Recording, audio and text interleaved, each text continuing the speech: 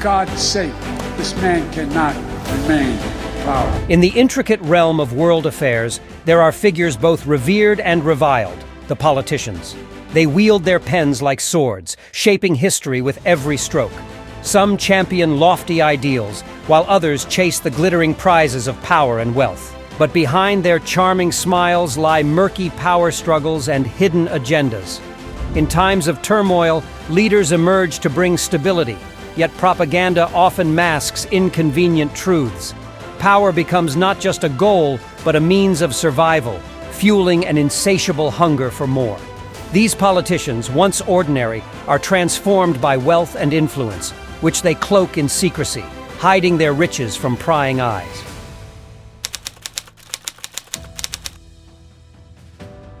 And now, our gaze turns to Vladimir Putin, allegedly the richest politician in the world, a modern-day czar. Born in Leningrad, now St. Petersburg, on October 7, 1952, he emerged from the crucible of Soviet Russia. His early life was marked by the hardships typical of post-war Soviet Union.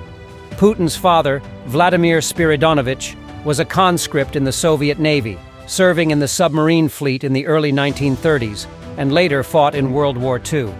His mother, Maria Ivanovna Shelomova, worked at a factory.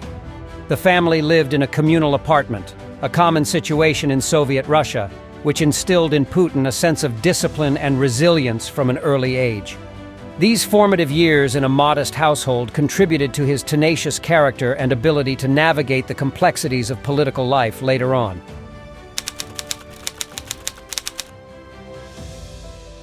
Putin's path to power began with his education at Leningrad State University, where he studied law and graduated in 1975. It was during his time at the university that he was recruited by the KGB, the Soviet Union's main security agency. Putin's career in the KGB spanned 16 years, during which he rose to the rank of lieutenant colonel. His time in the KGB, particularly his posting in Dresden, East Germany, from 1985 to 1990, played a crucial role in shaping his strategic thinking and understanding of international politics.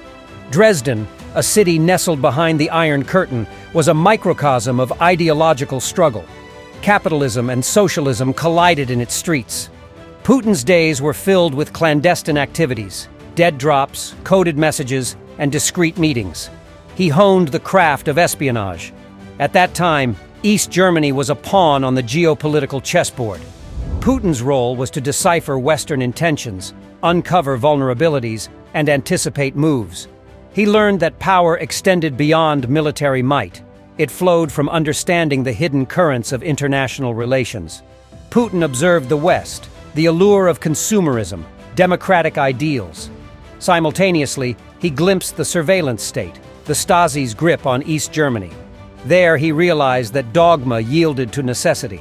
The geopolitical chessboard cared little for ideology. His worldview shifted, pragmatism over doctrine, strategic calculations over blind allegiance. He understood the delicate balance of power, the interplay of interests, alliances, and betrayals.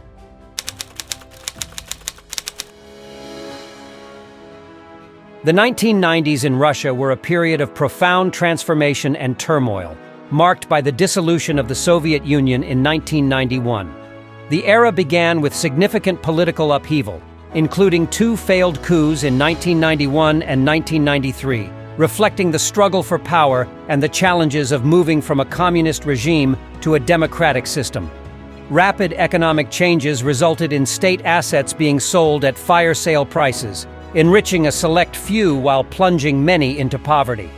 Social impacts were severe, with declining life expectancy, dropping birth rates, and surging crime rates, all exacerbated by economic crises in 1991 to 94 and 1998 to 99, fueling rising inequality and disillusionment with the reforms. During this period, Boris Yeltsin's 1992 voucher privatization scheme aimed to include citizens in the new market economy, but mainly benefited well-connected individuals and oligarchs, leaving average Russians to grapple with hyperinflation, organized crime, and diminished state protections. Genuine private property rights were not established, leading to further consolidation of wealth among the oligarchs. Amidst this instability, Vladimir Putin emerged as a key political figure, working as an advisor to Anatoly Sobchak, the mayor of St. Petersburg, where he developed influential contacts. In 1996, Moscow beckoned, and Putin stepped onto the grand stage, joining President Boris Yeltsin's administration. The turbulent 90s, marked by power struggles and the dominance of those favoring strong executive authority, set the stage for Putin's rise to prominence, shaping both his future and Russia's trajectory.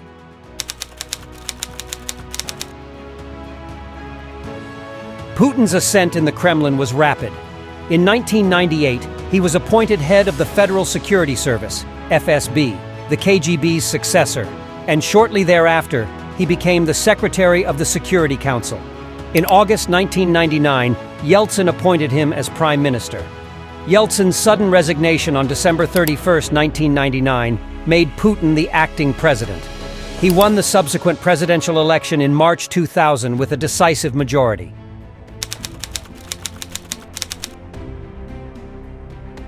Upon assuming the presidency, Putin faced the challenge of controlling the powerful oligarchs who had gained immense wealth and influence during the 1990s.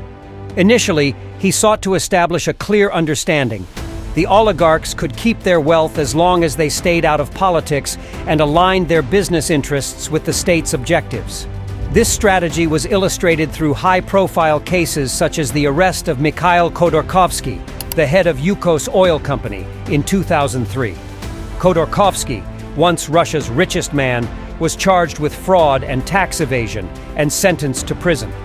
His assets were subsequently seized by the state and redistributed to state-controlled companies. This served as a stark warning to other oligarchs about the consequences of political dissent. Conversely, loyal oligarchs like Roman Abramovich and Alisher Usmanov have been rewarded with lucrative state contracts and favorable business conditions. For instance, Abramovich's acquisition of Chelsea Football Club and Usmanov's stakes in major Russian companies highlight their privileged status under Putin's rule.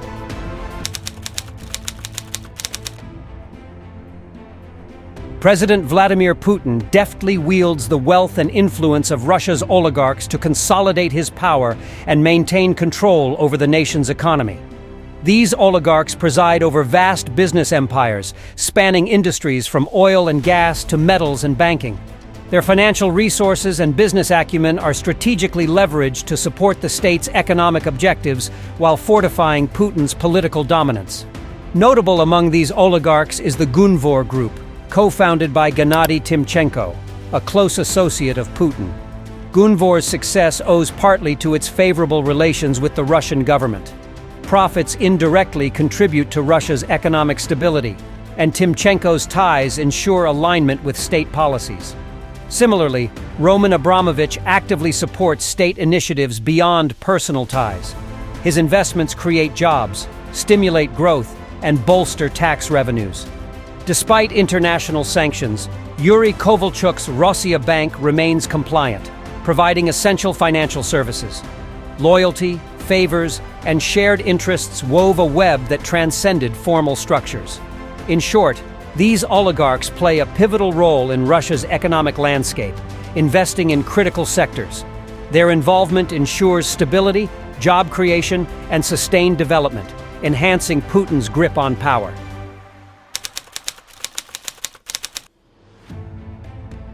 Putin's personal wealth has been the subject of much speculation. Estimates of his net worth vary widely. Officially, Vladimir Putin's disclosed assets suggest a modest lifestyle. His annual income as president is reported to be around 8.6 million rubles, approximately $137,000. His official asset declaration includes a modest apartment in St. Petersburg, a 16,000 square foot plot of land, and 3 vehicles, 2 Soviet-era Volga sedans and a Lada Niva. These assets, however, are widely believed to represent only a fraction of his true wealth. In 2007, political analyst Stanislav Belkovsky claimed Putin controlled assets worth around $40 billion. In 2012, former Hermitage Capital Management CEO Bill Browder testified before the U.S. Senate, suggesting Putin's wealth could be as high as $200 billion. These figures remain unverified and are based on circumstantial evidence and educated guesses, as no concrete proof has been made public.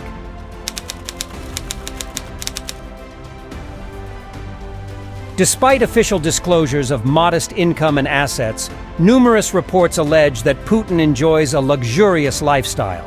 The most notable example is Putin's palace, a vast estate on the Black Sea coast near Gelendzhik, reportedly costing over $1 billion and featuring opulent amenities such as a private theater, helipad, underground ice rink, and a vineyard. Investigations suggest that this estate was funded through a network of oligarchs and state-owned enterprises, though Putin denies ownership. In addition to this palace, Putin is rumored to have access to numerous other luxurious properties and vehicles, often through associates or state-owned entities. These include yachts, private jets, and residences across Russia and abroad. For instance, the yacht Graceful, valued at $100 million, and the plane dubbed the Flying Kremlin, equipped with a gold-plated toilet, are believed to be at his disposal.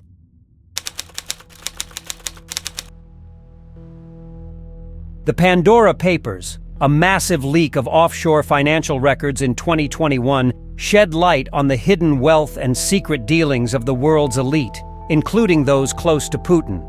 The documents revealed a complex network of offshore companies and secretive transactions linked to Putin's inner circle, suggesting efforts to conceal vast amounts of wealth. The leak implicated several individuals with close ties to Putin, including his alleged mistress Svetlana Krivonogic, who reportedly owns a luxury apartment in Monaco through offshore structures. Additionally, the Pandora Papers highlighted the role of Putin's childhood friend and cellist, Sergei Roldugin, in managing substantial offshore assets, purportedly on behalf of Putin and his associates. This intricate web of wealth and influence brings to mind Henry Kissinger's observation that power is the ultimate aphrodisiac. Perhaps wealth, too, shares this allure, an intoxicating blend of influence and secrecy.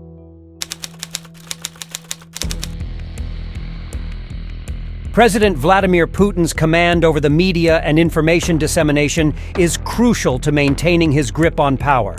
Putin's government employs a multifaceted strategy to control the narrative, shape public opinion, and suppress dissenting voices.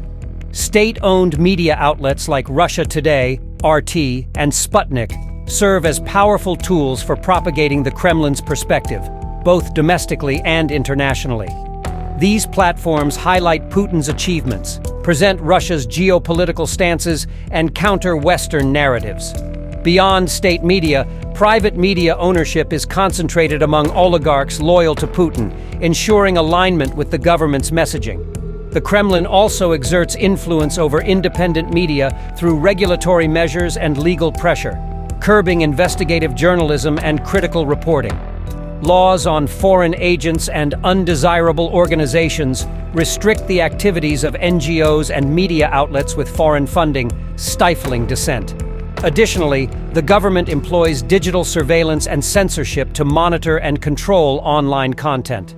Social media platforms face pressure to remove content deemed harmful to state interests. Through this intricate web of media control, Putin's administration effectively shapes the narrative, cultivates a favorable public image, and suppresses opposition.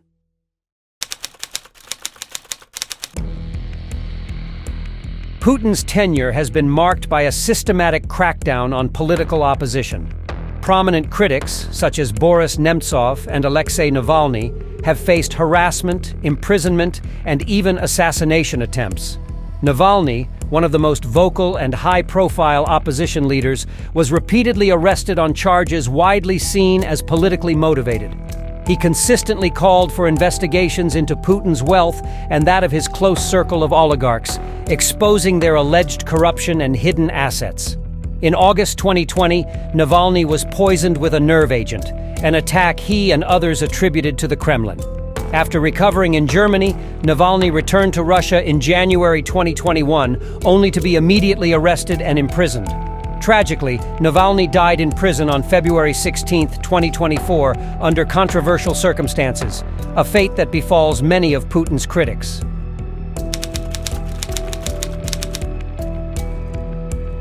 Vladimir Putin has consistently dismissed allegations regarding his wealth and influence as chit-chat and nonsense.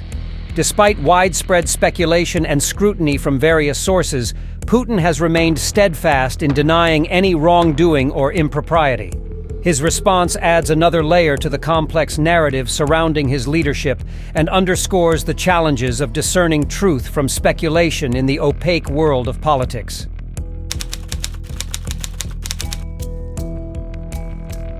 Vladimir Putin's journey from a modest apartment in Leningrad to the opulent halls of the Kremlin is a story of ambition, power, and wealth on an unprecedented scale. While the full extent of his fortune remains shrouded in secrecy, the allegations and evidence of vast hidden wealth paint a picture of a leader whose influence extends far beyond the political realm. As Putin continues to navigate the complex landscape of global politics, his legacy and the true measure of his riches will undoubtedly remain subjects of intrigue and speculation for years to come.